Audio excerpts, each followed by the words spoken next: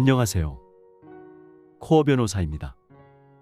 오늘은 재판장이 법정에서 한쪽 이야기를 주로 들어주는 경우에 대해서 이야기해 보겠습니다. 일반적으로 재판장은 법정에서 양쪽 당사자의 이야기를 모두 골고루 경청하면서 재판을 진행합니다.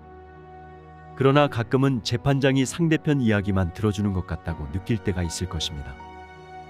여러 가지 이유가 있을 수 있습니다. 제가 재판을 하면서 경험한 사실들을 바탕으로 세 가지 경우를 상정해 보았습니다. 편의상 A와 B가 소송을 한다고 가정하겠습니다. 첫째, B가 법률적으로나 사실적으로 의미 있는 새로운 주장을 하는 경우입니다. 새로운 증거를 제출하는 경우도 마찬가지입니다.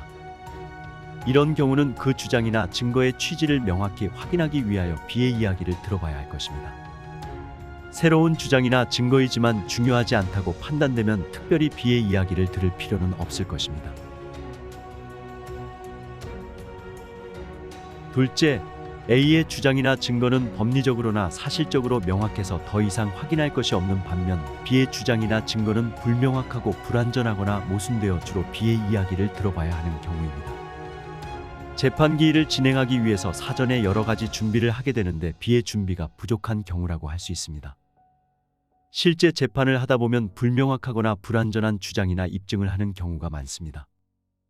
준비 부족이 원인인 경우도 있고 경우에 따라서는 전략적으로 그렇게 하는 경우도 있는 것 같습니다. 어쨌든 이런 상황에서는 재판장의 이야기에 더욱 주의를 기울일 필요가 있습니다. 셋째, A의 승소가 거의 확실한 경우입니다. A의 승소가 거의 확실한 경우 재판장이 B의 이야기를 주로 들어주는 경우가 있습니다. A는 승소할 것이기 때문에 불만이 없을 것이고 B는 법정에서 자신의 이야기를 충분히 할 수 있는 기회를 가졌다고 생각할 수 있기 때문입니다. 이런 경우라면 재판장이 상대편의 이야기만 들어준다고 미리 낙담할 필요는 없겠습니다. 이 밖에도 여러 가지 경우가 있을 것입니다. 재판을 하다 보면 양쪽 당사자에게 똑같이 시간을 배분하기 어려운 경우가 많습니다.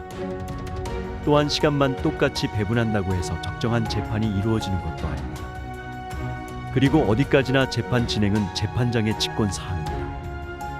어떤 경우이든 사전에 철저히 준비한다면 원하는 재판 결과에 좀 더 가까이 갈 수 있을 거라고 생각합니다.